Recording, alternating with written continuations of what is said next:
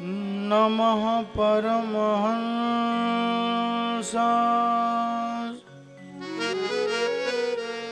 स्वादितचरणकमलचिन्मकरन्दाय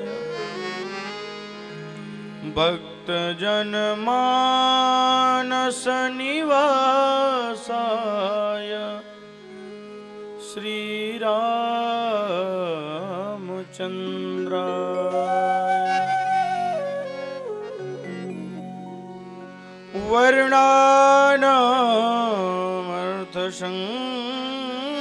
वर्णानामर्थसंघानां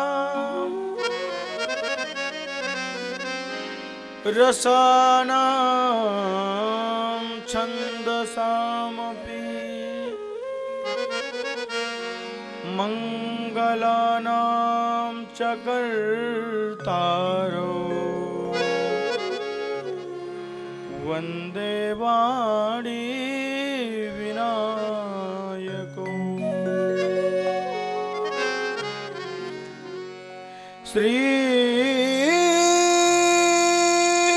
श्रीमद्कश्यप गोत्रलब्ध जनुषम् विद्या विभूषोन्नतम्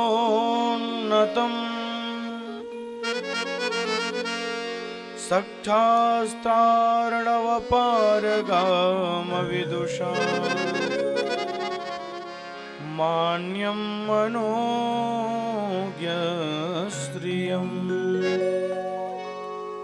स्वाचार्ये च जगद्गुरौ बुधवरे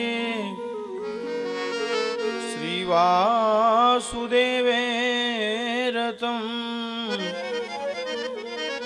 वन्दे वन्द्य जगद्गुरुं मुनिवरं श्रीराघवार्यं गुरुं वन्दे वन्द्य जगद्गुरुं मुनिवरं श्रीराघवार्यं गुरुं। प्रेम से बोलिए भक्तवत्सल भगवान की जय। माताएं जो पीछे बैठी हैं वो कृपया आगे आ जाएं और आप लोग भी जो पीछे हैं वो आगे आ जाएं। थोड़ा पास रहेंगे तो हमें भी आनंद आएगा और आपको भी आनंद आएगा। प्रेम से बोलिए भक्तवत्सल भगवान की जय। आइए भगवान की भुवन पावन लीलाओं का रसपान करें। उसके पूर्व 2 बार भगवान नाम संकीर्तन, फिर जैसी ठाकुर जी की कृपा होगी हम सभी भगवान की कथा में अवगाहन करेंगे प्रेम से। श्री राम जय राम जय जय राम। श्री राम जय राम जय जय राम। श्री राम जय राम जय जय राम। श्री राम जय राम जय जय राम। श्री राम जय राम जय जय राम। श्री राम जय राम जय जय राम। श्री राम जय राम जय जय राम। श्री राम जय राम जय जय राम। श्री राम जय राम जय जय राम। श्री राम जय राम जय जय राम। लगता है ताई लोगों ने सुना नहीं। देखो मैं निवेदन कर रहा हूँ भगवान की कथा में जाओ तो आगे बैठने का प्रयास तो ज्यादा आनंद आएगा। ये जो पीछे ताई लोग बैठी थे आ जाओ भैया, थोड़ा पास में आ जाओ और थोड़ा करीब हो जाता प्यार तेरा नसीब हो जाता। दुनिया में भगवान का ही एक ऐसा दिव्य नाम है जो बड़ा सरल है। राम जी का नाम हमारे इतना सरल है कि कृष्ण जी के नाम को तो सब नहीं कह पाते, विदेशी कृष्ण कृष्ण कहते हैं, लेकिन राम जी का नाम इतना सरल है कि कोई भी कह लेता है। तो ऐसे नहीं कहना है, ऐसे हाथ को बजाते हुए प्रेम से ऐसे बजाएं।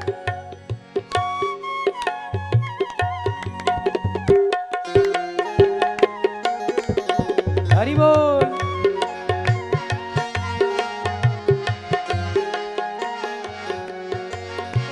श्री राम जय राम, जय जय राम। श्री राम जय राम, जय जय राम। श्री राम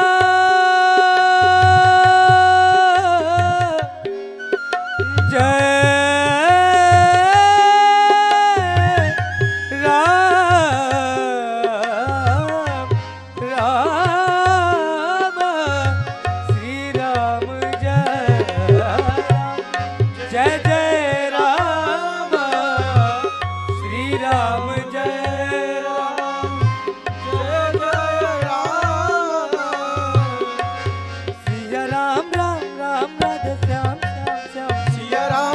राम राजा श्याम श्याम श्याम। सिया राम राम राम राधे श्याम श्याम श्याम। सिया राम सिया राम। सीता राम सीता राम। राजा राम राजा राम। राजा राम राजा राम। सीता राम राम राम राजा राम राम राम। सीता राम राम राम राजा राम राम राम। सीता राम सीता राम सीता राम सीता राम। सीता राम सीता राम सीता राम सीता राम। राजा राम राम राम राजा राम राम राम। राजा राम। ऐसा लग रहा है कि आनंद नहीं आ रहा है। ये संसार सागर है, और जब कोई डूबने लगता है, जब मुख डूब जाता है तो अपने हाथों को खड़ा करता है, क्योंकि सर से बड़ा हाथ होता है। जब आदमी डूबता है तो जब मुख डूब जाता है तो अपने हाथ को खड़ा करता है। क्यों खड़ा करता है? क्योंकि सर तो डूब गया है, हो सकता है कोई मेरे हाथ को देख ले और मुझे उबार ले, बचा ले। तो हे बंधु, ये संसार सागर है, ये दुखालय है। दोनों हाथ ऊपर करके ठाकुर जी से कहें, मुझे उठा लो, मुझे उस भव से अगर से पार करो। सीता राम राम राम सीता राम सीता राम सीता राम। राजा राम राजा राम। राजा राम राजा राम। सीता राम राम राम राजा राम राम राम। सीता राम राम राम राजा राम राम राम। सीता राम राम राम राजा राम राम राम। सीता राम राम राम राजा राम राम राम। सीता राम जय सीता राम। सीता राम जय सीता राम। राजा राम जय राजा राम। राजा राम राजा सीता राम।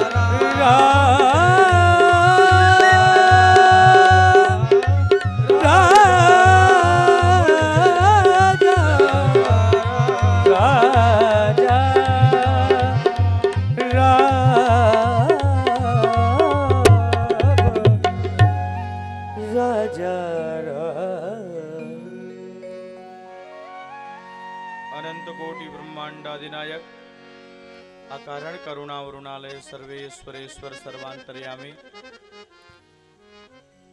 कर्तुम अकर्तुम अन्यथा कर्तुम सर्वसमर्थ कौशल्यानंदन दशरथ नंदन प्रभु श्री राघवेंद्र के चरणों में बारंबार प्रणिपात। मेरे प्रिय राज भैया, आपका सहयोग जरूरी है।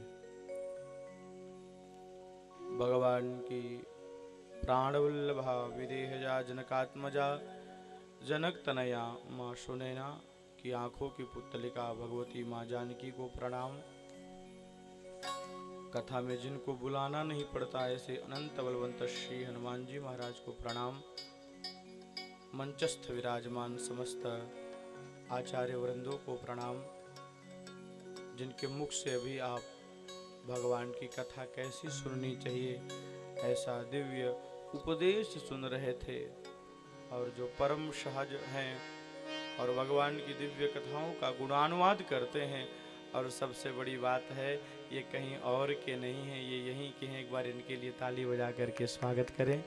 ऐसे मूर्धन्य विद्वान आचार्य प्रवर श्री योगेश्वराचार्य जी महाराज और चौहान परिवार के जो कुल पुरोहित हैं, ऐसे पूज्य महाराज श्री भी राजस्थान से पधारे हैं।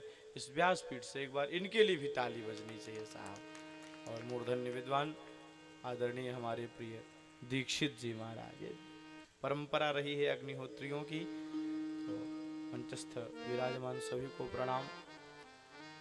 2 यज्ञ चल रहा है, कर्मकांड यज्ञ को जो निष्पादित करा रहे हैं, ऐसे आचार्य प्रवर अयोध्या आदि काशी अन्य तीर्थों से आए हुए समस्त आचार्यों को प्रणाम, ऋत्विजों को प्रणाम। और आचार्य के पद का जो निर्वाहन कर रहे हैं, ऐसे परम पूज्य प्रातस्मरणीय हमारे अत्यंत प्रिय पूज्य प्रेमाचार्य जी को यह दास इस व्यासपीठ से प्रणाम निवेदित करता है। और कोई भी कार्यक्रम संत के ही सानिध्य में संपादित होता है साहब। बड़े से बड़ा कार्यक्रम क्यों ना हो, जब तक संत की मध्यस्थता नहीं होती तब तक कार्यक्रम पूर्ण नहीं होता साहब। क्योंकि ये हमें मार्ग बताते हैं, ये हमारा मार्ग प्रशस्त करते हैं। तो जिनके सानिध्य में यह दिव्य कार्यक्रम चल रहा है, ऐसे परम पूज्य गो विप्र प्रतिपालक विश्ववंद्य श्री श्री खजाराठ परम पूज्य श्री नागाजी महाराज को यह दास इस व्यासपीठ से प्रणिपात करता है। और जिनके सहयोग से यह दिव्य कार्यक्रम चल रहा है, ऐसे हमारे अत्यंत प्रिय, मैं हृदय से प्रेम करता हूँ, ऐसे हमारे प्रिय ब्रजमोहन जी अध्यक्ष के पद का निर्वहन कर रहे हैं। ऐसे हेमराज जी, सबका नाम तो नहीं जानता, कमेटी के सभी सदस्यों को और समुपेत दूर दूर से आए हुए सभी श्रद्धालुओं को यह दास यह हरिनारायण प्रणाम निवेदित करता है। सी राम मैं सब जग जानी, करहूं प्रणाम जोर जुग पानी। आप सभी को प्रणाम। कहना तो बहुत चाहता हूं, लेकिन क्या कहूं, प्रारंभ यहीं से होता है। आज हमारे ब्रजमोहन भैया मेरे पास गए हुए थे, तो हमने कहा कि कोई त्रुटि तो नहीं हो रही है, सब ठीक ठाक चल रहा है ना, आप प्रसन्न है ना। तो इन्होंने एक बात कही जो हृदय को लग गई, बड़ी अच्छी बात। उन्होंने कहा महाराज जी एक बात बताएं। हमने कहा जी बताइए। तो उन्होंने कहा कुम्हार को देखा है आपने घड़ा बनाते, सकोरा बनाते? तुमने कहा जी देखा है। तो उन्होंने कहा कुम्हार जब घड़े को बनाता है महाराज जी ना, तो ऊपर से तो मारता है, और जितना मारता है उतनी निखार आती है, लेकिन नीचे से हाथ को भी लगाए रहता है, नीचे से सहारा देता है, करुणा है कि कहीं ये टूट ना जाए, और ऊपर से ये और भव्य बन जाए, इसकी डिमांड और हो जाए। ये केवल एक घर में नहीं, इस पात्र को जो देखे सब चाहे कि ये पात्र मुझे प्राप्त हो जाए। तो पात्र को सुपात्र बनाने के लिए जिस प्रकार से एक कुम्हार घड़ा बनाते समय नीचे से हाथ लगाता है और ऊपर से धीरे धीरे हाथ मारता है कि इसमें और कलाकृतियां आ जाएं, उसी प्रकार से आप संत हैं। मैं जानता हूं कि आपने ऊपर से चाहे जितना किया हो, लेकिन अंदर से आप मेरे प्रति श्रद्धा ही, मेरे प्रति अनुराग ही रखते। एक बार इनके लिए जोरदार ताली बजाएं।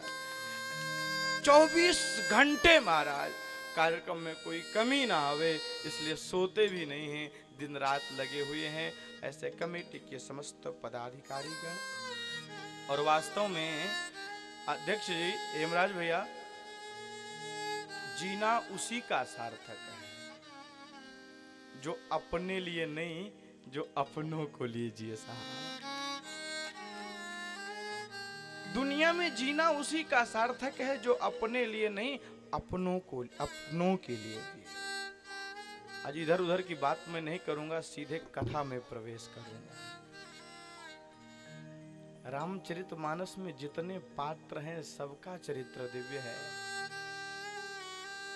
रामचरित्र में एक पात्र हैं जिनका चरित्र इस दास को बड़ा प्रिय लगता है और कुछ लोग उनके पात्रता को नहीं जानते हैं। ऐसी कौन है? ऐसी कोई है तो रामचरित में मानसकार ने माँ कैकेयी के चरित्र का बखान किया है। आचार्य जी, माँ कैकेयी का चरित्र, जन्म तो जरूर कौशल्या अम्बा ने दिया है राघव को, लेकिन प्रेम की दृष्टि से माँ कैकेयी राघव को बहुत प्रेम करती है साहब। जिस कैकेयी अम्बा के चरित्र को हम जानते नहीं, तरह तरह की बात करते हैं, ऐसे कैकेयी मैया का दिव्य चरित्र आप सुनो। बड़ा दिव्य पवित्र चरित्र है माँ कैकेयी का।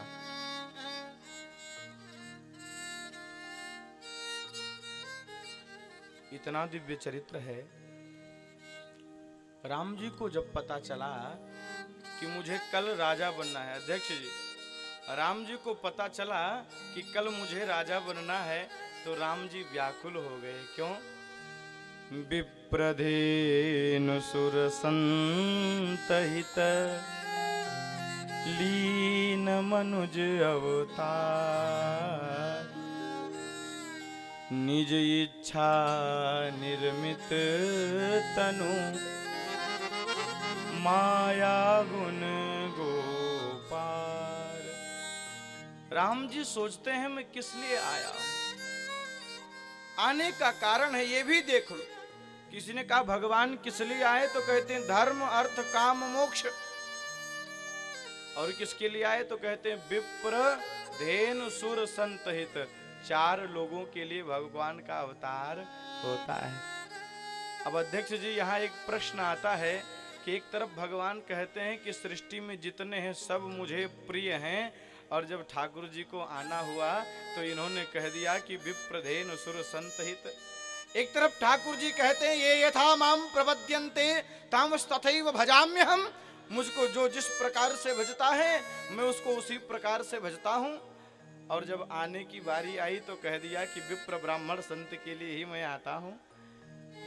तो क्या भगवान झूठ बोलते हैं? गोस्वामी पाद कहते नहीं नहीं, भगवान झूठ नहीं बोलते। ये विप्र क्या है?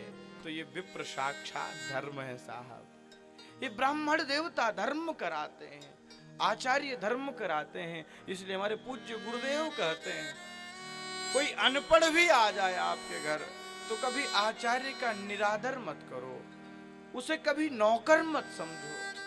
कोई संत आपके दरवाजे पर आ जाए तो जितनी श्रद्धा हो सके करो, प्रयास करो कि आपसे अपमान ना हो जाए। नहीं तो कितना से बड़ा यज्ञ क्यों ना हो, यदि आचार्य ब्राह्मणों का अपमान हो गया तो आपका सारा पुण्य समाप्त हो गया साहब। वो अनपढ़ विद्वान हो। हमारे पूज्य गुरुदेव भगवान कहते हैं आचार्य की इतनी महिमा है कि यदि कोई ब्राह्मण का बालक आपके घर में आ गया तो वो गायत्री मंत्र भी नहीं जानता है, श्रद्धा पूर्वक यदि आपके प्रेम को उसने स्वीकार कर लिया और जाते समय अन्नदाता सुखी भव अक्षय्यम उपतिष्ठतु इत्यादि वचनों को कह करके आशीर्वाद दे दिया, तो जो बड़े बड़े यज्ञ का फल होता है वो केवल प्रसन्न होने से ही प्राप्त हो जाएगा साहब, मिल जाएगा। क्यों? कुछ लोगों को लगता है कि पंडित जी कुछ करते नहीं हैं, ये तो फ्री में आते हैं और 3 घंटे बैठ करके हमसे माल लेके जाते हैं। पौरोहित्य कर्म से अतिमंद निंदनीय कोई कर्म नहीं है साहब। कोई ब्राह्मण को 10 रुपए भी देता है तो वो दक्षिणा नहीं देता है, उसकी दृष्टि में वो दक्षिणा होती है, लेकिन वो उसका पाप होता है साहब, वो दक्षिणा नहीं देता साहब। और आपके पाप को भी लेकर के जो पचा लेता है ना, जिसके अंदर पचाने की क्षमता है, कर्म निष्ठा तपोयुक्ता ब्राह्मणा वेद पारगाः जपार्थम यज्ञ सूक्तम च तस्मै यज्ञात्मने नमः। जो ब्राह्मण महाराज कर्मनिष्ठ है, अपने नियम संयम को करता है। आपके यहाँ अंत्येष्टि कराने वो आता है साहब, आपके यहाँ पिंडदान कराने के लिए वो आता है। आचार्य के पास यजमान जाते हैं, महाराज जी समय नहीं अच्छा चल रहा, तो आचार्य यही कहते हैं, बच्चा नवग्रह का जप करा लो, शांति करा लो। आपके यहाँ वो शांति करने के लिए आते हैं। ब्राह्मण आपके यहाँ आता है, संत आपके यहाँ आता है, तो अध्यक्ष जी वो आपसे कुछ लेने नहीं आता है, बल्कि आपको जाते जाते बहुत कुछ दे जाता है साहब, बहुत कुछ दे जाता है। भगवान कहते हैं विप्रधेनु सुर संतहित, मेरा अवतार हुआ है किसके लिए आता हूँ? ब्राह्मण के लिए आता हूँ। तो ये ब्राह्मण क्या कराते हैं? ये ब्राह्मण धर्म कराते हैं साहब।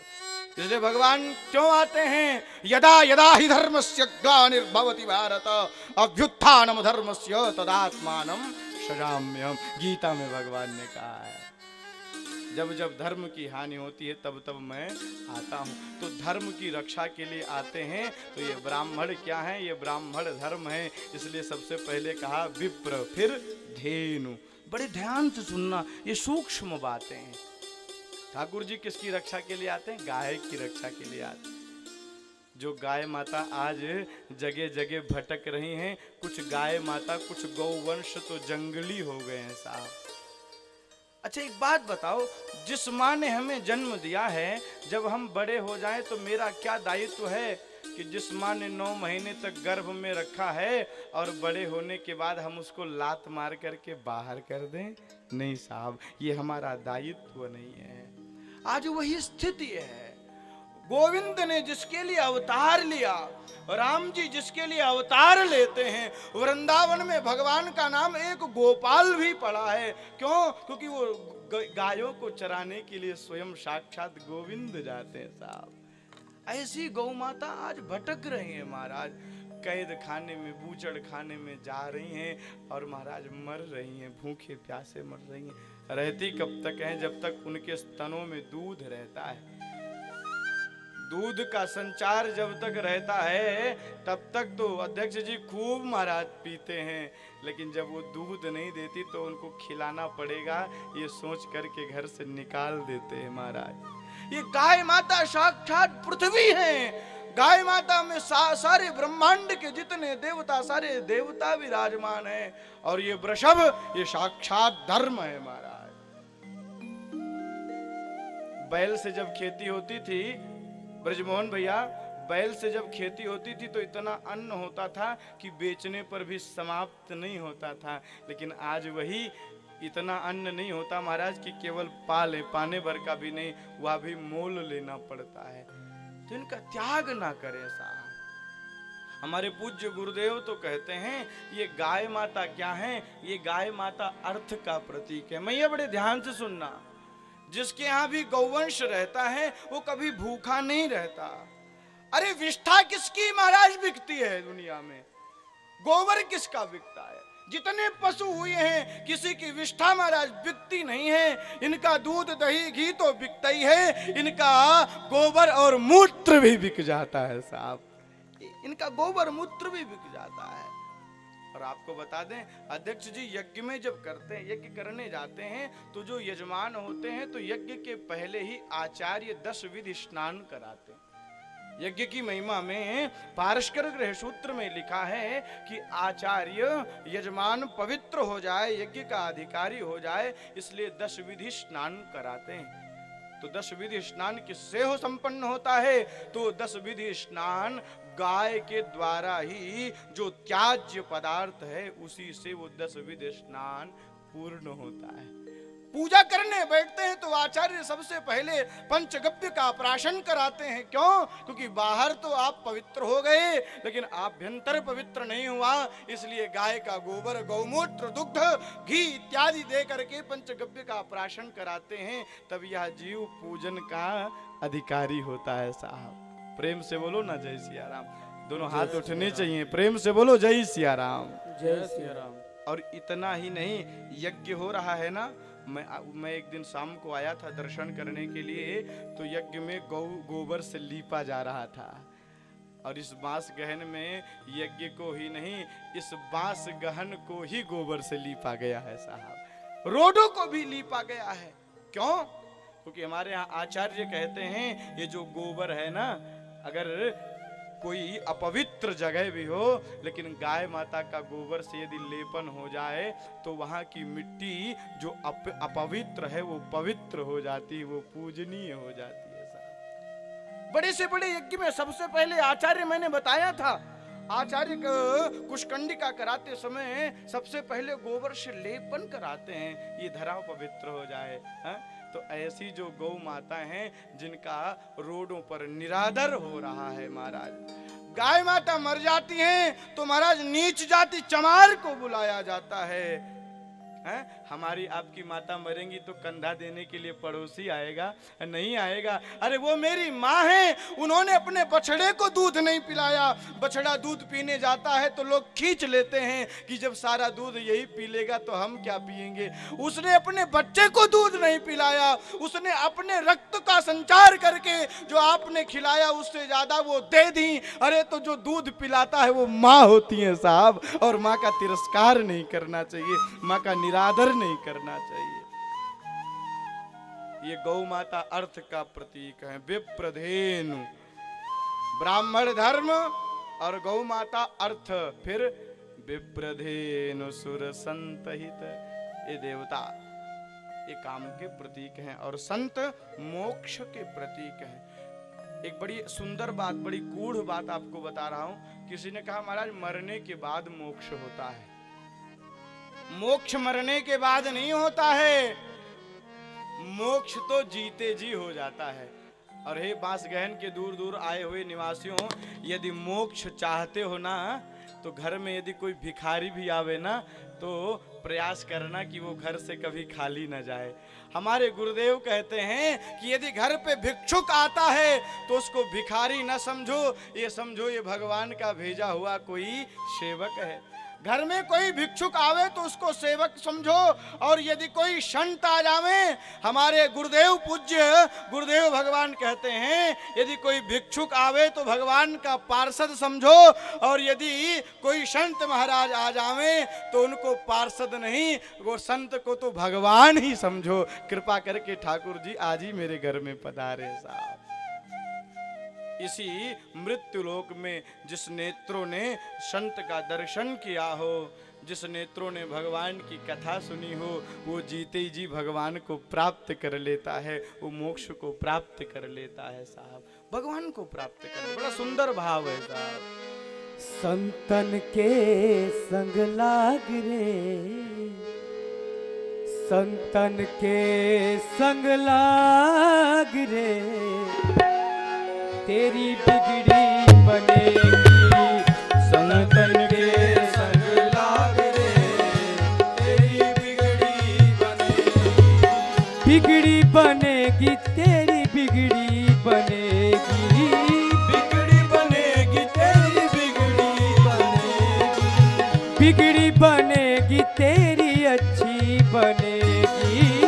बिगड़ी बनेगी, तेरी अच्छी बनेगी। ओए तेरो, दोनों हाथों से तालियां बजाते हुए गाइए। ओए तेरो बड़ भाग रे, तेरी बिगड़ी बनेगी। संतन के संग लाग रे, तेरी अच्छी बनेगी। प्रेम से ताली बजाते हुए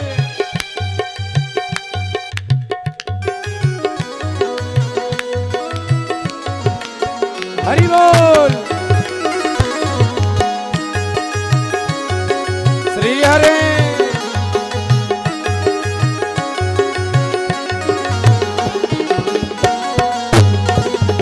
हरि बोल।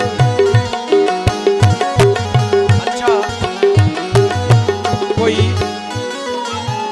कोई रात्रि में थोड़ा सा भी प्रकाश ना दिखाई दे और किसी का पैर एक रस्सी पर पड़ जाए तो क्या समझेगा कि कोई सर्प आ गया। हा? है रस्सी लेकिन प्रकाश नहीं है तो भ्रम सर्प का हो जाएगा। तो ये संसार भी काल है, काल व्याल मुखग्रास त्रास निरनाश हेतवे। ये संसार भी काल है और काल रूपी व्याल कब ग्रास बना ले कोई पता नहीं है। तो संत के शरण में जाओगे तो काल की भी औकात नहीं होगी कि वो आपको स्पर्श कर ले। दोनों हाथ ऊपर करके संतन के संग लाग रे तेरी अच्छी बनेगी, संतन के संग लाग रे तेरी अच्छी बनेगी। कागा से तो है हंस करेंगे, कागा से तो है हंस करेंगे, हंस करेंगे जी हंस करेंगे, हंस करेंगे जी हंस करेंगे। कागा से तो है हंस करेंगे, कागा से तो है हंस करेंगे। मिट जाए मुर के दाग रे तेरी अच्छी बनेगी, संतन के संग लाग रे तेरी अच्छी बनेगी, अच्छी बनेगी तेरी बिगड़ी बनेगी, अच्छी बनेगी तेरी बिगड़ी बनेगी, अच्छी बनेगी तेरी बिगड़ी बनेगी, अच्छी बनेगी तेरी बिगड़ी बनेगी, ओ अच्छी बनेगी तेरी बिगड़ी बनेगी, अच्छी बनेगी तेरी। अच्छा, किसको किसको बिगड़ी बनाना है दोनों हाथ ऊपर करें प्रेम से और ऐसे बजाएं। अच्छी बनेगी तेरी किस्मत जगेगी, अच्छी बनेगी तेरी किस्मत जगेगी, होय तेरो बड़े भाग रे तेरी अच्छी बनेगी, होय तेरो बड़ भाग रे तेरी अच्छी बनेगी, तेरी अच्छी बनेगी, तेरी अच्छी बनेगी, तेरी अच्छी बनेगी। संतन के संग लाग रे तेरी अच्छी बनेगी। जितने भी भगवान के भक्त हुए हैं, चाहे वो ध्रुव जी हों, चाहे वो श्री प्रहलाद जी हों, कृपा किसकी हुई है? कृपा संत की ही हुई है। तो भगवान का जब राज्याभिषेक हो रहा था तो भगवान ने सोचा मैं तो ब्राह्मण संतों के लिए आया हूँ, यदि मैं राजा बन जाऊंगा तो रावण जैसे दुष्टों का उद्धार कौन करेगा? ये कौन सोच रहा है? ये हमारे प्रभु सोच रहे हैं। बस यही हम में और राम जी में फर्क है साहब। अयोध्या का राज्य कोई 1-2 किलोमीटर का राज्य नहीं है। आचार्य वाल्मीकि जी लिखते हैं कि 100 योजन विस्तीर्ण महाराज, 84 कोस में जिसका विस्तार है, ऐसी जो दिव्य अयोध्या है मत्स्याकार। हमारी अयोध्या कैसी है? तो मछली के आकार में महाराज, मनु महाराज की बसाई हुई दिव्य सृष्टि, ऐसी जो अयोध्या पूरी है। राम जी सोच रहे हैं मैं राजा बन जाऊंगा तो कल्याण कैसे होगा, जिसके लिए मैं आया हूं। और दूसरा भाव हमारे गुरुदेव देते हैं कि राम जी सोचते हैं मैं तो पहले से बड़ा बन करके आया हूं। राम जी सोचते हैं मैं तो पहले से बड़ा बन करके आया हूं, यदि ये राज्य मेरे छोटे भाई भरत को मिल जाए। ये किसकी महिमा है? ये मेरे राम जी की महिमा है। आज का भाई सोचता है महाराज कितना छोटे भाई का हम धन हड़प लें, लेकिन ये राम जी की कथा देखो महाराज। राम जी सोचते हैं कि मैं तो पहले बड़ा बन करके आया हूं, यदि ये राज्य मेरे छोटे भाई भरत को मिल जाए तो क्या होगा? जब मैं अयोध्या से निकलूंगा, जब मैं अयोध्या से निकलूंगा तो लोग यही कहेंगे, क्या कहेंगे कि देखो यहाँ के जो चक्रवर्ती धर्म सम्राट हैं, लोग क्या कहेंगे भैया कि यहाँ के जो चक्रवर्ती धर्म सम्राट श्री भरत जी हैं, उनके बड़े भाई धर्मात्मा राम जा रहे हैं। तो ऐसे लोग देखेंगे तो केवल राम कह करके संबोधन करेंगे, लेकिन यदि राज मेरे भाई भरत को मिल जाएगा तो लोग केवल राम नहीं कहेंगे, तब लोग कहेंगे यहाँ के जो राजा हैं उनके बड़े भाई राम जा रहे हैं। ये राम जी की महिमा है। आज के लोग अपने भाई भाई के धन को हड़पने में लगे रहते हैं, लेकिन ये राम जी की महिमा देखो साहब। राम जी ने सोचा इस विपत्ति से मुझे कौन बचा सकता है। अरे मेरा जन्म एक साथ हुआ, यहां तक कि हम धीरे धीरे बड़े भी हुए, बड़े नहीं हुए, पढ़ने के लिए भी अलग अलग नहीं गए, पढ़ने के लिए भी एक साथ गए साहब। राम जी कहते पढ़े ही नहीं, विवाह हुआ तो विवाह भी एक साथ ही हुआ है हम सबका। और जब राजा बनने की बात आई तो केवल मैं राजा बन रहा हूं, बाकी मेरा भाई वो राजा नहीं बन पाएगा। ये राम जी की मर्यादा है। हे बांसगहन के निवासियों, राम जी ने सोचा इस विपत्ति से मुझे कौन बचा सकता है। तो याद आया, इस विपत्ति से मुझे कोई बचा सकता है तो मेरी माँ कैकेयी बचा सकती है महाराज। राम जी विचार करके कैकेयी मैया के भवन में गए। बड़ा दिव्य पवित्र ये दृष्टांत है, बड़ी सुंदर कथा है, बड़े गंभीरता से सुनना। कहीं आपका मन इधर उधर रहेगा तो कथा तो ये हरिनारायण कहेगा, लेकिन यदि आप सुनोगे नहीं तो ये कथा मेरी निरर्थक चली जाएगी। इसलिए बड़े ध्यान से सुनना, बड़े गंभीरता से सुनना। भवन में राम जी बैठे हैं, कैकेयी मैया आई। जो कैकेयी मैया राम जी को हमेशा प्रसन्न देखती थी, आज राम जी को जब महाराज चिंतित देखा, जैसे किसी मछली को जल से निकाल लिया जाए तो वो विकल हो जाती है, जैसे किसी सर्प से उसकी मणि खींच ली जाए तो वो विकल हो जाता है, ऐसे अपने पुत्र राम को देख करके मानो मां कैकेयी विचलित हो गई। मां कैकेयी कहते हैं, राघव जो कमल है नव कंज लोचन कंज मुख कर कंज पद कंजारुणम। राम जी की उपमा कमल से दी गई है साहब। क्यों? क्योंकि दुनिया में जितना कोमल कमल होता है उतना कोमल कुछ नहीं होता साहब। और उत्पन्न कहां से? कीचड़ से उत्पन्न होता है। किसी ने कहा कमल से ही उपमा क्यों दी गई? मानो भगवान कहते हैं दुनिया में जितनी सृष्टि संरचना है वो तो ब्रह्मा के द्वारा है, लेकिन कमल, ये कमल ब्रह्मा के द्वारा नहीं है। क्यों? क्योंकि कमल से ही ब्रह्मा का अवतार हुआ है, प्राकट्य हुआ है। भगवान का मुख कैसा है ताई? भगवान का मुख कमल के जैसा है। नव कंज लोचन कंज मुख कर। ठाकुर जी का दर्शन करने जाओ मंदिर में तो यही देखो कि ठाकुर जी के नेत्र कमल की तरह हैं। ठाकुर जी के अधरोष्ठ किसके तरह हैं? कमल की तरह हैं। मां कैकेयी विचलित हुई, अरे राम, जो कमल हमेशा खिला रहता है आज वो कुम्हलाया कैसे? बेटा बताओ, क्या अयोध्या में किसी ने आपको कुछ कहा है? हे राम, तुम जल्दी बताओ, आपका ये चेहरा मुझे अच्छा नहीं लग रहा है। हे राम, तुम्हें क्या चाहिए? मां कैकेयी अम्बा कहती हैं, राघव, प्राण से प्रिय कुछ नहीं होता है, तेरी प्रसन्नता क्या है? तुझे क्या चाहिए? अरे तू कहे तो ये कैकेयी एक क्षण में तुझे प्राण निकाल करके दे दे। बेटा क्या बात है? अभी राम जी कुछ बोल नहीं रहे हैं। राम जी ने कहा, मां, आपके बेटे के ऊपर बहुत भारी विपत्ति आई है। मां कैकेयी एकदम और विचलित हो गई। मां कैकेयी कहती हैं, बेटा, दुनिया में कोई बीमारी हो, कैंसर से बड़ी भी बीमारी क्यों ना हो, लेकिन हर बीमारी का इलाज कोई ना कोई होता है। बेटा, तेरी विपत्ति कैसे शांत हो सकती है? मैं क्या करूं? मैं तुझे क्या दे दूं जिससे तेरी विपत्ति समाप्त हो जाए, तू प्रसन्न हो जाए? राघवेंद्र कहते हैं, मां, ये हनुमत नाट्य ग्रंथ है जिसकी रचना हनुमान जी ने की है। दक्षिण भारत में एक आचार्य हुए हैं, उन्होंने इस चरित्र को लिखा है, ये सत्य है। मां कैकेयी के प्रेम को दर्शाया है।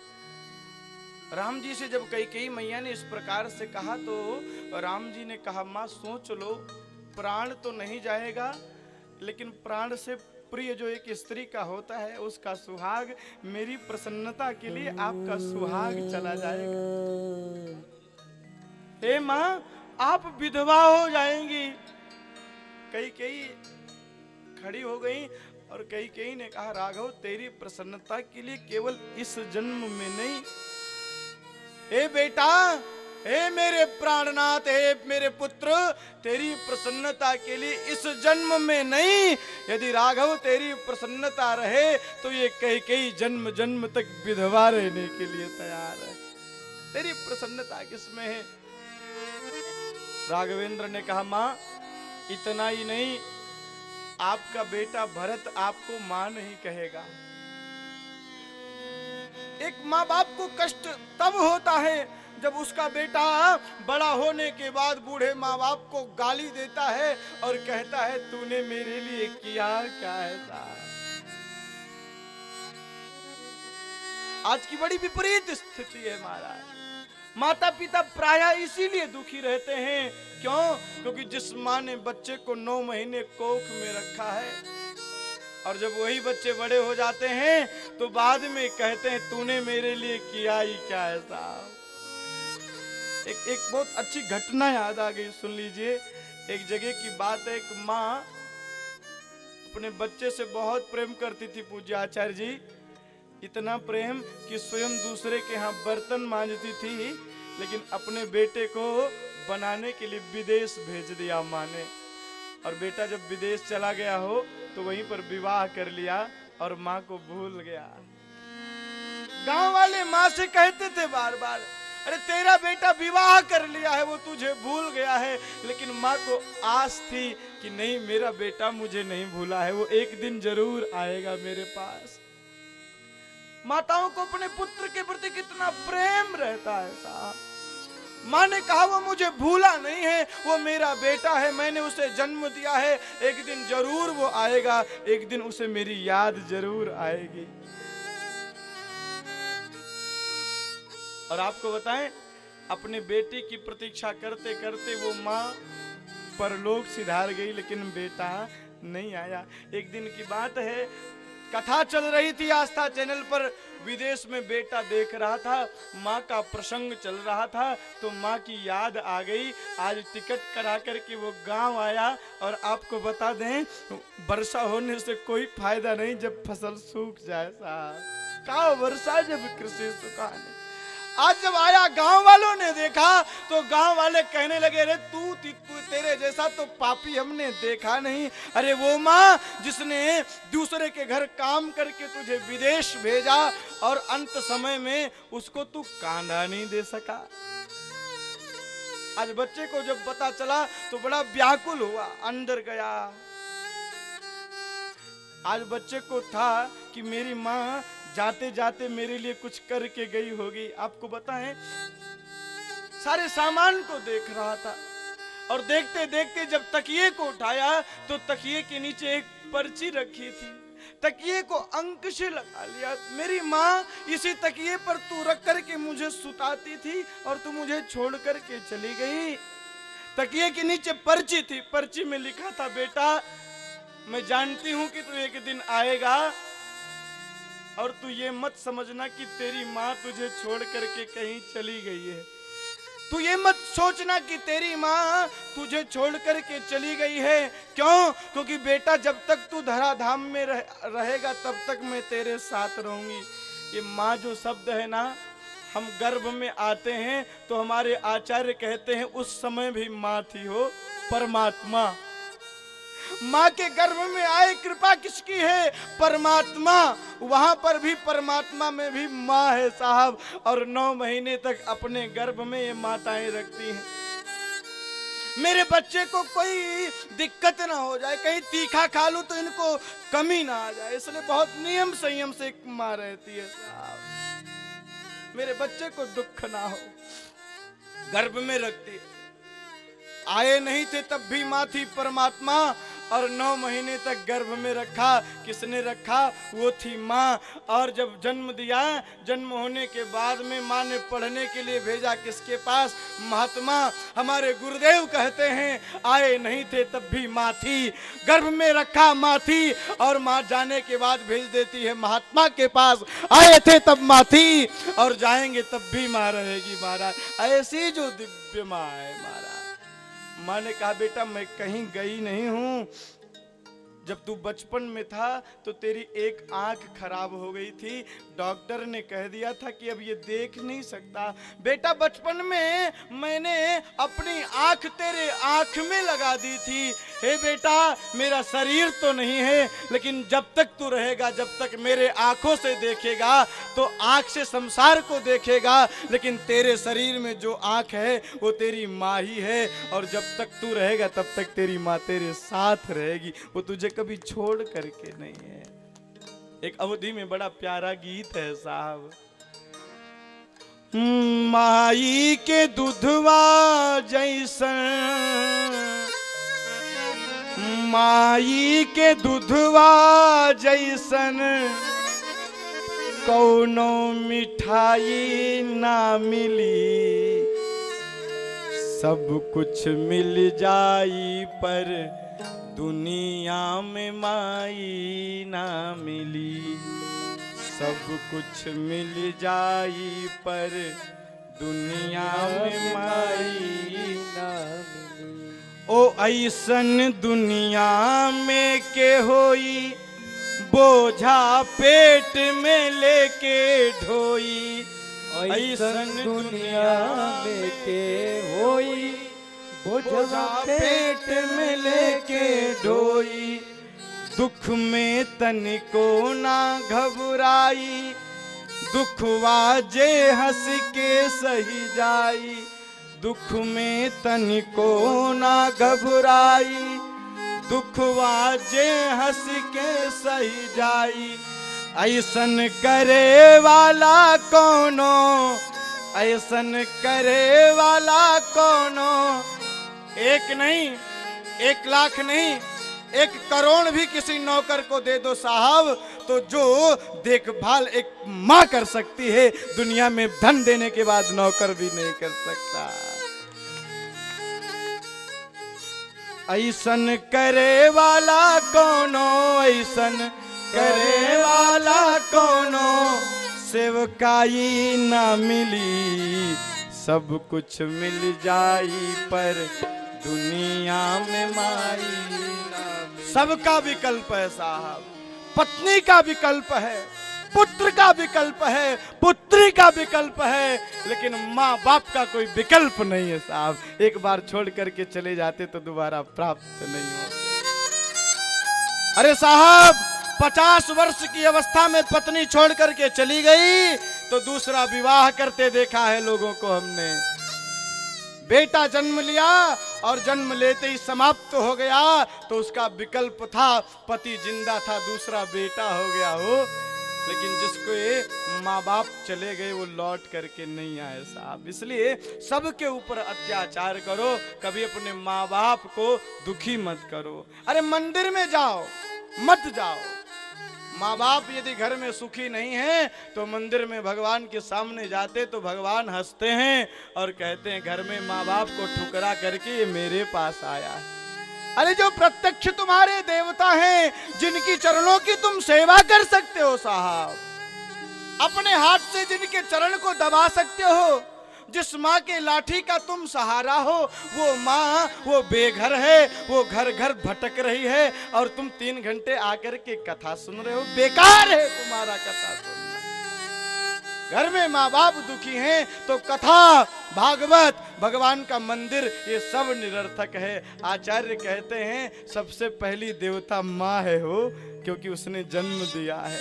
मातृदेवो भव, उपनिषद श्रुति कहती है, पितृदेवो भव, फिर आचार्य देवो भव। बड़ी महिमा है, इसलिए सेवा करो, माँ बाप की खूब सेवा करो, इनसे बड़ा देवता नहीं है कोई। राम जी कहते हैं माँ कष्ट तो तब होगा जब आपका बेटा भरत कैकेयी कह करके संबोधन करेगा। माँ कैकेयी कहती हैं राघव तेरी प्रसन्नता के लिए मैं यह भी सहन कर लूंगी। माँ कैकेयी कहती है राघवेंद्र विष से बड़ा कुछ नहीं होता है आचार्य जी, यदि तेरे प्रेम में इस कैकेयी को विष का भी पान करना पड़ेगा राघव तो ये कैकेयी हंसते हंसते विष को भी पी जाएगी। तेरी प्रसन्नता क्या है?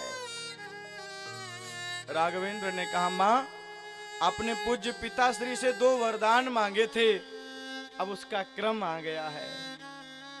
पहले वरदान में जो आपका बेटा राम राजा बनने जा रहा है, वो आपका बेटा भरत राजा बन जाए, और जो राजा बनने जा रहा है वो 14 वर्ष के लिए वनवासी हो जाए।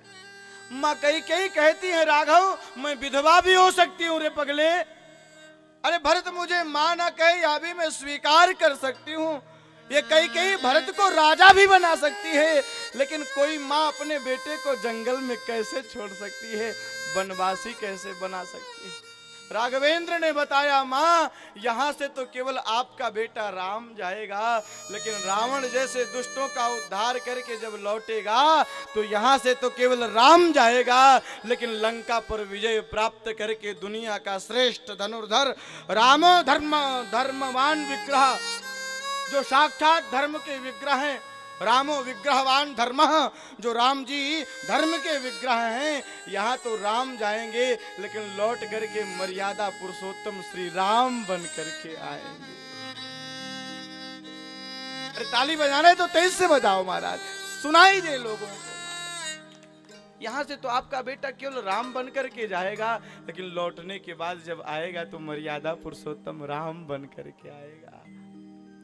माँ कैकेयी का इतना प्रेम, माँ कैकेयी का इतना वात्सल्य है महाराज, प्रभु राम के प्रति इतना प्रेम करती है माँ कैकेयी। और इतना ही नहीं महाराज, और राम जी के कहने पर माँ कैकेयी कहती है ठीक है। आप गोस्वामी पाद के चरित्र को देखिए। गोस्वामी पाद ने लिखा है, जिस समय राम को राजा बनाना हुआ तो सरस्वती जी सोचती हैं, देवता सरस्वती जी के पास है, किस प्रकार से हो। तो आचार्य कहते हैं, जिस प्रकार से चोर को चांदनी रात अच्छी नहीं लगती, उसी प्रकार से राम जी का राज्याभिषेक होने जा रहा है, देवताओं को भी ये अच्छा नहीं लगा साहब। तीन ही सुहाई न अवध बधावा, चोर ही चंदनी राति न भावा। देवताओं को अच्छा नहीं लगा, सरस्वती मैया के पास गए। सरस्वती मैया ने कहा क्या हो सकता है, तो देखा एक है, कौन, वो मंथरा है। नाम मंथरा मंदमती, चेरी के अजस पिटारी ताही करी, गई गिरामती पे। मंथरा को देखा, सरस्वती मैया आ गई। आज मंथरा छत के ऊपर अटारियों पर गई। अटारियों पर जब उसने देखा कि मंदिरों को सजाया जा रहा है, अयोध्या को दुल्हन की तरह सजाया जा रहा है, तो पूछने लगी क्या बात है, कौन सा उत्सव होने वाला है। तो सबने कहा तुम्हें मालूम नहीं है, कल मेरे राम जी राजा बनेंगे। राम जी राजा बनेंगे, छोटे छोटे बच्चे भी प्रसन्न हैं, सूर्य भगवान से प्रार्थना कर रहे हैं कि जल्दी से अंधेरा हो, चंद्र से प्रार्थना कर रहे हैं कि जल्दी से प्रकाश हो और मेरे राम जी राजा बने। उनके सर पर मुकुट रखा जाएगा तो कितने अच्छे लगेंगे, ये हम सब देखना चाहते हैं। कौन सोच रहा है? अयोध्या के छोटे छोटे बालक सोच रहे हैं मैया, सब सोच रहे हैं। लेकिन मंथरा ने जब देखा और मंथरा को जब पता चला तो कैकेयी मैया के पास आई और कैकेयी मैया से कहती है कि अरे तू सो रही है। ये शब्द हैं। मंथरा कहती है अरे तू सो रही है, तुझे पता नहीं कि अयोध्या में कितनी बड़ी विपत्ति आई है, तुझे पता नहीं। इत्युक्त्वा बहुशो नत्वा स्वानंदाश्रु परिप्लुतः उवाच वचनम राम ब्रह्मणा नोदितास्म्यहम्। देवी तुम्हें पता नहीं कि अयोध्या के ऊपर विपत्ति आई। जैसे मंथरा ने इतना कहा कि विपत्ति आई तो सबसे पहले कैकेयी ने कुशलता चक्रवर्ती की नहीं पूछी है। आचार्य जी, सबसे पहले भरत के विषय में नहीं पूछा है। मंथरा ने जब इस प्रकार से कहा तो कैकेयी मैया कहती हैं अरे क्या बात है प्रिय, मेरे राम तो कुशल से हैं, मेरा पुत्र राम तो ठीक है। मंथरा कहती है तूने सच कहा, यदि आज कोई प्रसन्न है तो वो केवल राम प्रसन्न है, बाकी तो सबके ऊपर विपत्ति ही विपत्ति है। जैसे मंथरा ने इतना कहा कि राम प्रसन्न है, 9 लखा हार पहन करके रखी थी, कैकेयी मैया ने वो हार उतार करके मंथरा के गले में डाल दिया। अरे तूने बड़ी अच्छी खुशखबरी सुनाई है, इससे अच्छा शुभ संदेश तो कोई हो ही नहीं सकता महाराज। एक माँ चाहती है कि मेरा बेटा सदैव प्रसन्न रहे, हार पहना दिया। अनेक वचनों को मंथरा ने जब बताया तो भगवान को भी कह चुकी हैं। तो कई मैया भगवान के लिए सारे विषयों का पान कर गए। आज भी लोग गालियां देते हैं महाराज कई मैया को। हाँ, ये कई मैया के चरित्र को नहीं जानते। सबसे बड़ा त्याग यदि किसी ने किया है तो वो माँ कई ने किया है महाराज। एक बेटे ने भी त्याग दिया, एक पति ने भी त्याग दिया और नर नारियों ने भी उपहास किया है। ऐसा जिसका दिव्य चरित्र है वो कई मैया का चरित्र है। श्री दशरथ जी कहते हैं, रानी तुम अपने वचन ले लो, तुमको पता नहीं है, अरे तुम विधवा हो जाओगी। कई मैया कहती हैं आप अपने धर्म से च्युत मत हो। अरे धर्म के कारण ही आपके यहाँ प्रभु अवतार लिए हैं, आप धर्मात्मा हैं। अरे शिव दधी जी जैसे राजा हुए हैं आपके यहाँ, हे प्रभु आप अपने धर्म का पालन करो।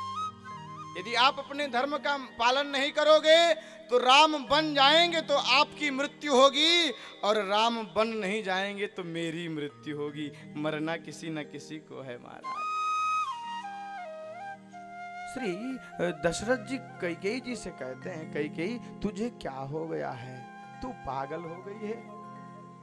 सुनहु प्राण प्रिय भावत जी का, देहु एक बर भरत ही टीका, मांगहु दूसर बर कर जोरी, पुरवहु नाथ मनोरथ मोरी। जैसे मांगा है वनवास महाराज। दशरथ जी सहम गए। मैं अपना पूरा राज्य दे सकता हूँ, लेकिन प्राणों से जो प्रिय मेरे बेटा राम हैं, ऐसे मेरे राम को मत मांगो।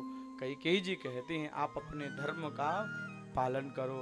आपको बताएं, राम जी को बुलाया गया, कथा बड़ी पवित्र है लेकिन मैं सार तत्व को समझा रहा हूं। राम जी आ गए। आज दशरथ जी व्याकुल हैं। राम जी ने प्रणाम किया, दशरथ जी कुछ बोल नहीं पाए। तो राम जी ने कहा मुझसे कौन सा अपराध हो गया है। जैसे इतना आचार्य जी राम जी ने कहा कि मुझसे कौन सा अपराध हो गया है, कई मैया कहने लगी, अरे राघव तेरे जैसा पुत्र तो दुनिया में हुआ ही नहीं। अरे तू अपराध की बात करता है, अरे तेरे जैसा पुत्र जिसको प्राप्त हो जाए तू तो अपराध के विषय में सोच भी नहीं सकता, तो फिर अपराध बन कैसे सकता है। राम जी कहते हैं जो पिताजी देखते ही अपने अंक से लगा लेते थे, आज वो मुझसे कुछ बोल नहीं रहे हैं। तो तुरंत कई मैया ने कहा, 2 वरदान इन्होंने मांगे दिए थे, आज मैंने पहले वरदान में भरत का राज्य मांगा और दूसरे वरदान में आपके लिए वनवास मांगा। राम जी ने हाथ जोड़ करके कहा, पूज्य पिताश्री बस इतनी सी बात, यदि मेरे माँ बाप की प्रसन्नता हो तो ये राम 14 वर्ष नहीं, ये राम जन्म जन्म तक ही वन में रह सकता है साहब। ऐसा जिसका दिव्य चरित्र है, ऐसा दिव्य प्रेम। अच्छा आज के माँ बाप क्या चाहते हैं कि मेरा बेटा एक बार मेरी बात मान जाए। सभी चाहते, सभी दुखी हैं महाराज। आज के माँ बाप चाहते हैं कि एक बार मेरा बेटा मेरी बात मान जाए। लेकिन आचार्य जी ये राम कथा आप सुन रहे हैं, चक्रवर्ती धर्म सम्राट श्री शंकर जी से प्रार्थना करते हैं कि हे भोलेनाथ एक बार मेरा बेटा राम मेरी बात ना माने। आज के माँ बाप कहते हैं एक बार मेरा बेटा मेरी बात मान जाए, लेकिन महाराज चक्रवर्ती धर्म सम्राट कहते हैं कि एक बार मेरा बेटा राम मेरी बात ना माने। महाराज ऐसा जिसका दिव्य चरित्र है, ऐसी जो राम कथा है। कई के कहने पर बलकल रूप धारण करके राम जी चले गए, वनवास चले गए। सबका उद्धार करते महाराज, केवट इत्यादि का उद्धार करके राम जी वाल्मीकि जी से पूछने के बाद चित्रकूट प्रस्थान कर दिए। और उसके बाद जब दशरथ जी को सुमंत ने बताया, दशरथ जी ने अपने प्राणों का त्याग किया। सेवक जब भरत जी के पास गए हैं, आचार्य जी भरत जी जब अयोध्या में आए हैं तो भरत जी सबसे पहले कौशल्या के भवन में नहीं गए महाराज। भरत जी सबसे पहले पिता के भवन में नहीं गए, भरत जी सबसे पहले कैकेयी के भवन में गए। बड़ा दिव्य प्रसंग है। अयोध्या वासियों ने जब भरत जी को कैकेयी के महल में जाते देखा तो सबने सोचा कि अरे माँ और बेटे की मिली भगत थी, ये तो पहले से ही पूरी योजना बनी हुई थी। सबसे पहले भरत कैकेयी के महल में गए हैं। आपको बता दें, भरत जी इसलिए नहीं गए थे कि कोई योजना बनी थी। क्यों गए थे? हमारे पूज्य गुरुदेव कहते हैं, ये भरत जी जानते हैं कि अयोध्या में सबसे ज्यादा प्रेम यदि कोई करता है राम से तो वो मेरी माँ कैकेयी करती हैं। तो जहां पर मेरी माँ होंगी वहां पर मेरे भैया राम भी होंगे, और जहां पर मेरे भैया राम होंगे वहीं पर मेरी माँ कौशल्या होंगी, और जहां पर कौशल्या होंगी वहीं पर मेरी माँ सुमित्रा होंगी। जहां पर माँ कैकेयी, माँ कौशल्या, माँ सुमित्रा, वहां पर मेरे पूज्य पिताश्री दशरथ जी भी होंगे, और जहां पर दशरथ जी होंगे वहीं पर मेरा भाई लक्ष्मण भी होगा। मानो ये सोच करके कि जहां पर राघव भैया हैं, जहां पर माँ कैकेयी हैं, वहां पर मैं जाऊंगा तो मुझे सभी लोग एक साथ प्राप्त हो जाएंगे। ये सोच करके माँ कैकेयी के महल में श्री भरत जी गए महाराज। और आपको बताएं, श्री भरत जी जब गए और कैकेयी के स्वरूप को देखा, कैकेयी को देखते ही भरत जी, आचार्य जी कहते हैं, माँ ये क्या हुआ? तो कैकेयी मैया कहती हैं, भरत मैंने बनाने का तो बहुत प्रयास किया लेकिन थोड़ी सी गलती हो गई। क्या? तुम्हारे पूज्य पिताश्री नहीं रहे। सब तो हो गया लेकिन तुम्हारे पूज्य पिताश्री नहीं रहे। जैसे इतना सुना कि पूज्य पिताश्री नहीं रहे तो श्री भरत जी कहते हैं, माँ मैं इतना अभागा हूं कि अंत समय में भी मेरे पिता का दर्शन नहीं हुआ। ये भरत चरित्र है महाराज, बड़े ध्यान से सुनना। आजकल के बच्चों की यही स्थिति है साहब। जो माँ बाप पढ़ा लिखा करके भेजते हैं, ऐसे माँ बाप के लिए बच्चों के पास 13 दिन का भी समय नहीं है। यहाँ पर कुछ युवा भी बैठे हैं और कुछ युवा कथा को सुन रहे हैं। कथा के साथ साथ लौकिक चीजें, जो लौकिक व्यवहार है, इसको भी हमें जानना चाहिए। और वास्तव में यही आज की कथा है। भरत जी कहते हैं कि क्या मैं इतना अभागा था कि जिस पिता ने इस भरत को भरत बना दिया, वो पिता जब गया तो ये अभागा उसको वो देख नहीं सका अंतिम समय में। ये कौन सोच रहा है? ये भरत सोच रहे हैं। लेकिन आज की क्या स्थिति है? हे माताओं, आज के बच्चों को हमने देखा है कि पढ़ा लिखा करके बाप ने डॉक्टर बना दिया, और बेटा जब बाप या माँ मर गए तो बेटा पंडित जी से कहता है, पंडित जी कोई ऐसा उपाय बताओ। क्या बात? पंडित जी से बेटा कहता है, महाराज कोई ऐसा उपाय बताओ कि 2-3 दिन में ही हम सारी क्रियाक्रम करके समाप्त कर दें। कौन कहता है? बेटा कहता है। जिस बेटे को मजदूरी करके बाप पढ़ाता लिखाता है साहब, ईटा गारा करके, ईट गारे की नौकरी करके, श्रम करके एक बेटे को बेटा महान बनाता है। एक माँ स्वयं गीले में रहती है लेकिन अपने बेटे को सूखे में लेटाती है। वो बेटा जब डॉक्टर इंजीनियर बन जाता है, मैंने देखा है, बहुतों को देखा है, धन प्रतिष्ठा प्राप्त करने के बाद लोग अपने वैभव यश कीर्ति में लगे रहते हैं कि 13 दिन के लिए भी माँ बाप के लिए समय नहीं है। उनको पता नहीं है कि पुत्र का मतलब क्या होता है। बंधुओं, पुत्र का मतलब होता है, एक पुत नामक नरक है, पुण्णाति नरकः। पुत नामक नरक से अपने माँ बाप को जो बचा ले वो पुत्र है। और कैसे बचाएगा? ये जो 13 दिन का नियम है, हमारे आचार्य जी जानते हैं सब। ये 13 दिन में एक एक नियम होता है। एक पुत्र अपने पिता के मोक्ष के लिए महाराज पिंडदान करता है। अपने पिताजी की अंत्येष्टि क्रिया करने के बाद पुत्र क्या करता है? पुत्र अपनी माता और पिता का पिंडदान करता है। क्यों? क्योंकि पिंडदान जब तक नहीं होता तब तक मोक्ष की प्राप्ति नहीं होती। एकादशा 11वें दिन बेटा क्या करता है? ब्राह्मणों को बुला करके, आचार्यों को बुला करके अपने पिता का पिंडदान कराता है। एकादशा कराता है, द्वादशा कराता है, और महाराज 13वें दिन आचार्य ब्राह्मणों को बुला करके बेटा शांति कराता है, शांति का पाठ कराता है। आज लोग कहते हैं महाराज पितृदोष है। अरे ये कोई पितृदोष कुंडली में कोई ग्रह नहीं है। ये पितृदोष क्या है? ये पूर्वजों की सेवा नहीं हो रही। आज के बच्चे नहीं जानते कि पिंडदान कैसे किया जाता है। देखो भगवान की पूजा में तो कर्म भाव प्रधान है, भावाग्राह ही देवता, लेकिन जब देवताओं को पितरों का कर्म करते हैं तो वहां पर भाव नहीं देखा जाता। देवताभ्य पितृभ्यश्च महायोगीभ्येव च नमस्वाहाय ईश्वराय नित्यमेव नमो नमः इत्यादि वचनों को कह करके, पितृ सूक्त को कह करके, पितृ गायत्री को कह करके बेटा क्या करता है, आचार्य को बुला करके पितृपक्ष में तर्पण करता है महाराज। और तर्पण केवल अपने पिता का नहीं करता, पितामह, पितृ पितामह, प्रपितामह, अपने पिता, पिता के पिता और पिता के पिता, बाप, बाबा और परबाबा, एक पक्ष, और फिर नाना, मातामही, प्रमातामही, पितृ प्रमातामही, वृद्ध प्रमातामही, नाना के पक्ष का भी करता है। लेकिन ये कब करता है, जब ज्ञान होता है, ब्राह्मणों को बुलाता है, आज समय नहीं है 13 दिन के लिए। हमने एक सज्जन से कहा महाराज पितृ पक्ष में यदि माँ बाप नहीं है तो पहले ही सर को छिलाना चाहिए, वपन करना चाहिए। उन्होंने कहा महाराज ड्यूटी जाते हैं, लोग क्या कहेंगे, अरे जिस माँ बाप ने तुमको जन्म दिया, इतना बड़ा बना दिया, उसके लिए तुम अपना बाल देने भी शर्म करते हो साहब। पता नहीं है, महत्व नहीं है उनको पता नहीं है महाराज कि तर्पण कैसे करते हैं।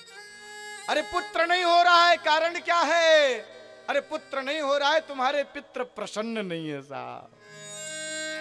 देवताओं का पूजन एक बार ना करो चलेगा, लेकिन घर में जब भी पितृपक्ष आवे तो आचार्य योग्य ब्राह्मणों को बुला करके उनको महाराज उनसे पिंडदान कराओ, पितरों का उनसे तर्पण कराओ। यदि पितृ प्रसन्न हो जाएंगे तो यहाँ रुकावट नहीं होगी, कुछ भी करोगे। यदि मिट्टी को भी हाथ लगा दोगे तो वो मिट्टी भी स्वर्ण बन जाएगी, यदि पितरों की कृपा होगी साहब। किसी भी कार्य को करते हैं, कहते महाराज धन में वृद्धि नहीं हो रही, लाभ नहीं हो रहा है, नहीं होगा साहब। अगर लाभ करना है तो पहले पितरों को प्रसन्न करो। वो रो रहे हैं महाराज। अब आपको मैं बता ही देता हूं ये पितृलोक क्या है, इसके विषय में भी जान लो। ट्रेन में बैठते हो आप, ट्रेन में, तो ट्रेन में बैठने के लिए मैंने पहले भी बताया था टिकट लेते हो, और टिकट भी कई तरीके का होता है। तो जो हमारे पितर होते हैं ना, तो जो अच्छे कर्म करते हैं ये तो फर्स्ट एसी में रहते हैं महाराज, पितृलोक में रहते हैं। लेकिन जिसने अच्छा कर्म नहीं किया, यदि वो शरीर त्यागता है महाराज तो उसे बड़ी वेदना होती है।